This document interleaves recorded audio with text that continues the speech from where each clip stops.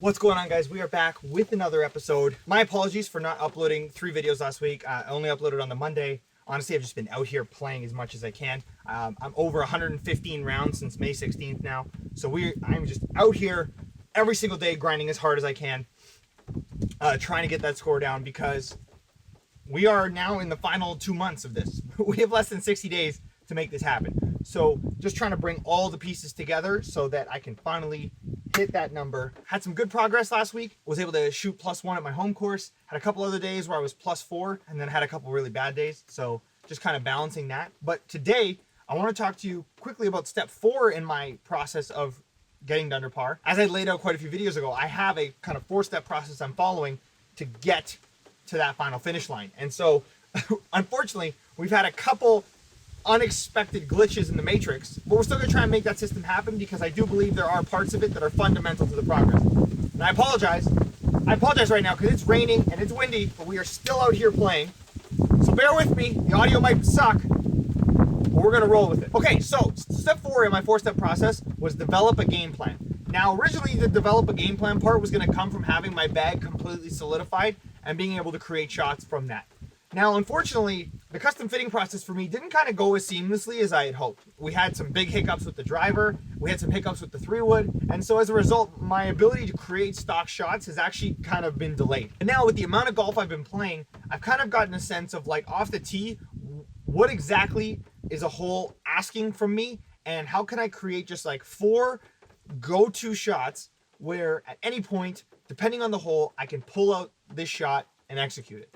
It's really starting to rain here, and so I can't really get my camera wet, but I'll show clips of these shots and then give some explanation. So the first shot is my driver, and it's just a nice big draw.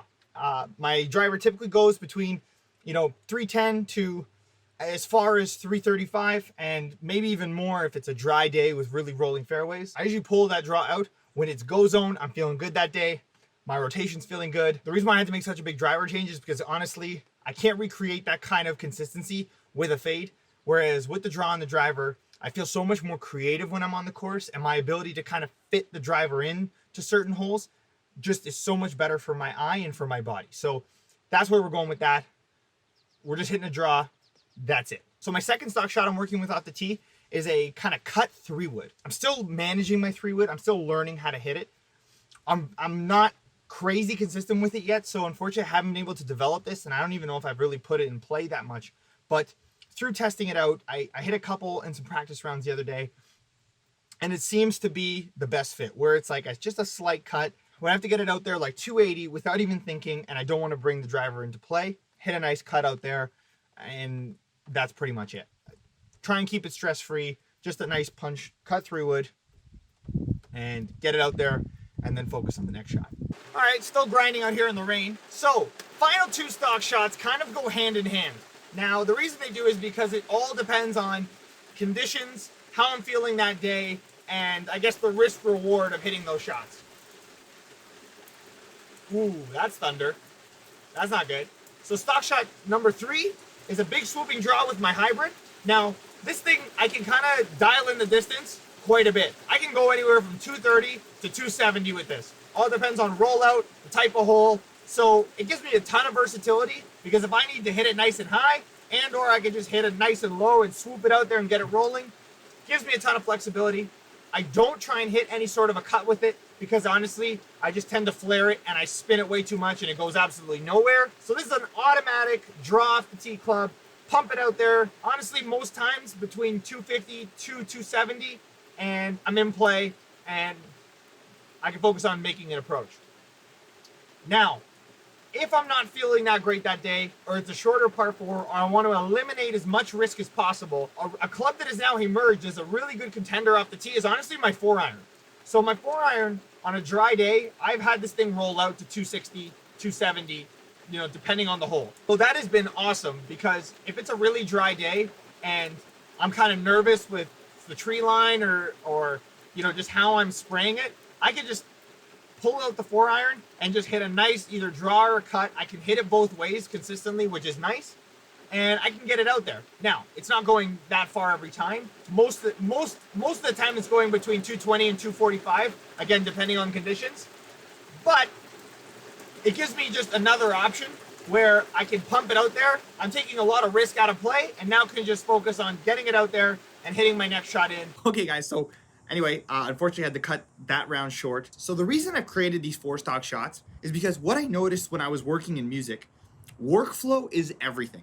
And when I studied with some of the best music producers and engineers, I noticed that what they did is they tried to actually eliminate unnecessary variables and overthinking, because that would paralyze you in key moments. And in music, when I work on a song, my best tool is my ability to react quickly without thinking and go based off of my gut feeling. If one of my tools gets in the way of me achieving that, then I can't serve the song to the best of my abilities.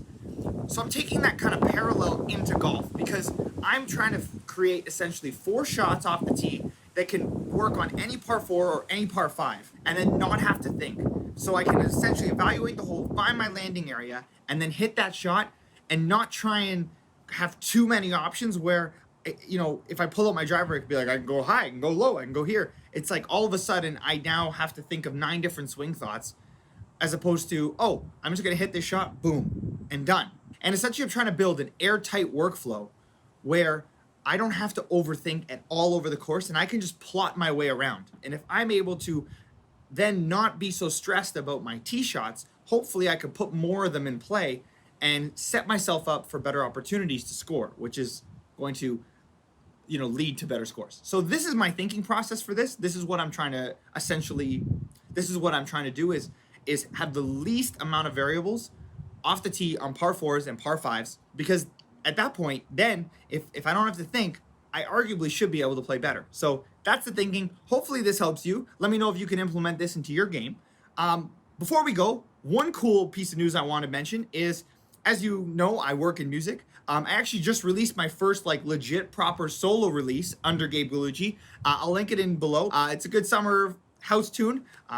I personally love making this kind of stuff. So this is my first song that I'm going to be putting out as me, with like a real singer on it, and gonna make more of these, and I'll put it in the channel in some of my videos. But obviously just wanted to alert you guys and let you know, if you like this kind of music, check it out and let me know if you're vibing to it.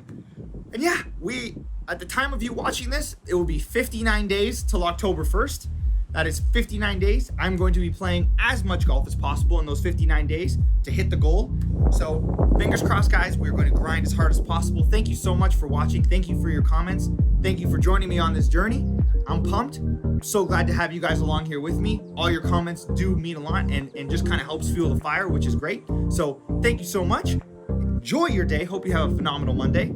Hope you get some golf in, because, you know, we don't have a lot of time left before the season changes for all of us up north. And I'll catch you in the next